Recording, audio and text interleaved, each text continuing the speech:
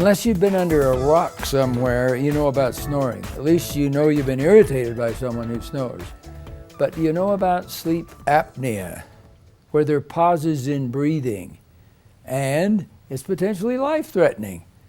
Take a look at this visual, and you will see on the top image an open airway.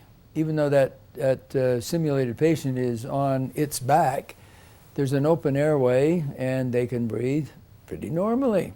But how about in the middle image, where the tongue and the associated structures around the distal part of the tongue have collapsed partially onto the wall of the pharynx. And what has happened?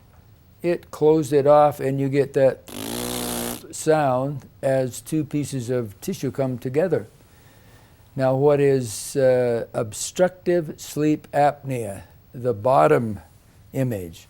That's where all of those same structures have collapsed for various reasons against the posterior wall and have occluded the ability to get adequate air through there.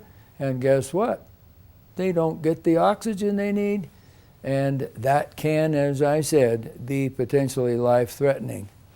Dentists can assist considerably in this overall condition by various methods, including oral appliances, which have become very well recognized in the last couple of decades.